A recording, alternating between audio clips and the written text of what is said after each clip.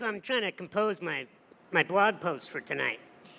And I'm thinking, this sounds really believable, that I went to prison and hugged a bunch of really nice prisoners while a DJ Busy threw on some records and Richard Branson told me where I can score some free heroin.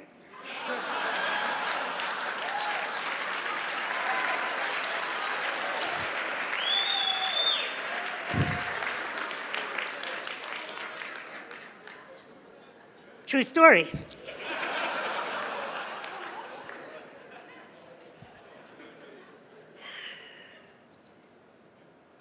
Lesson number 1.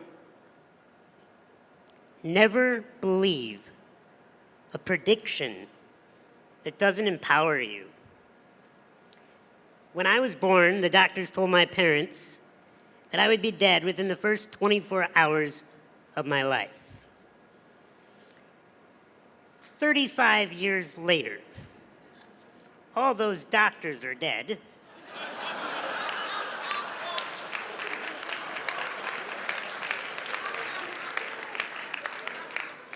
And I am the only doctor that remains.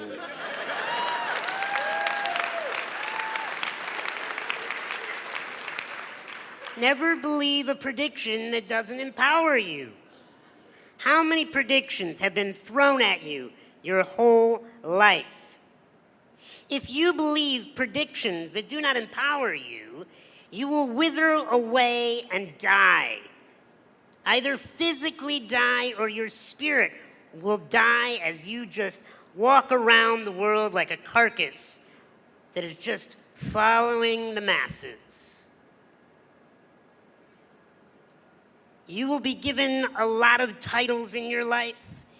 You will be told so many different things. You must only listen to that which empowers you. I have a belief that has served me in my life, and that is that everyone is rooting for me to win, even those that do not know it.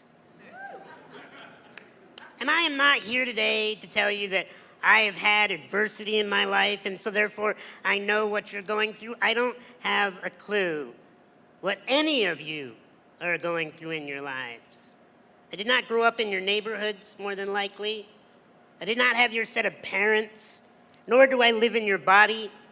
I have not had the events that you've had happen to you.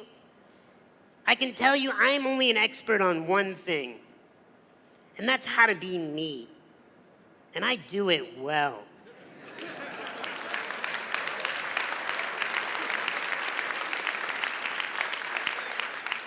But it's not come easily. I've gone through things that I don't wish upon anyone in this room. I've had metal rods pulled out of bone marrow while I was awake. I've had jaw infections where teeth had to be extracted and I can no longer chew my own food. I have to get up every day and be showered and cared for physically by another human being. Fortunately, she's a gorgeous woman that I married.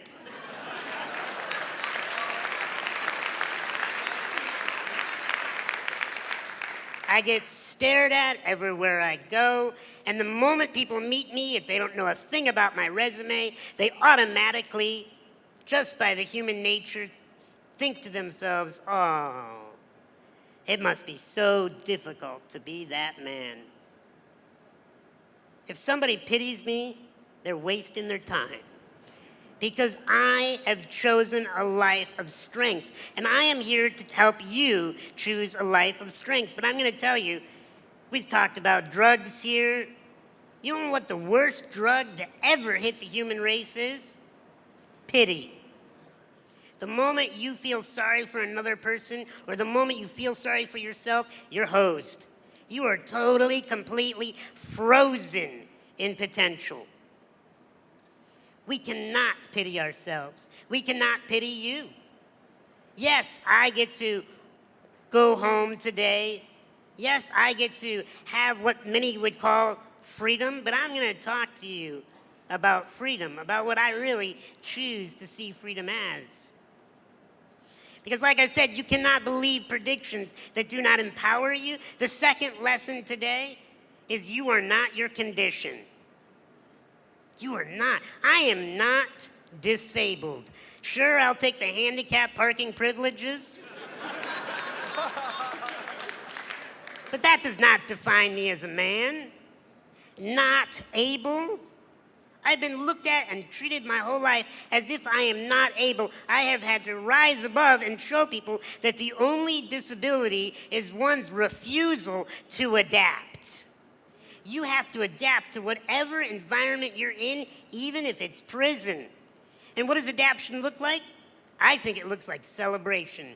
Because when you meet people that are celebrating their life, you want to be around them. You want to learn from them. You want to do business with them. You want to hire them. Look, if you do not want to be seen as a prisoner or a convict when you get out of this, or even while you're in this, then it's an attitude. It is a belief in yourself that you bring value to the human race, no matter what your current condition, title, or stature is. Because if I believe that I'm disabled, I would wither up, I would be shy, I would be insecure, I would be afraid, I would act like I need your help. And the rest of humanity would be okay with that. But I choose something else.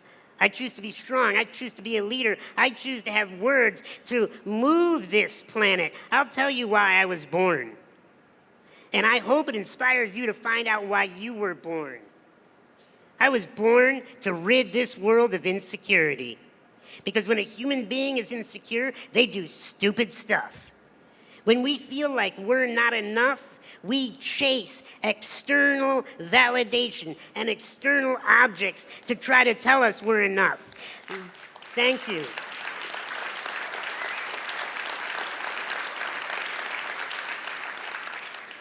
You are enough. I'll tell you, I made a pledge as a therapist to love all human beings no matter what they've done. Because deep down inside, I've found that every human being just wants to be loved. Even if they're tough, even if they're scary, even if they're vicious, you get them in the right position at the right time, they'll tell you the truth. They just want to be loved. You know who they want the love from the most? Not their moms, not their dads, not their wardens, none of these people. They want to be able to look in the mirror and love themselves. And if you can figure that out, then you're going somewhere.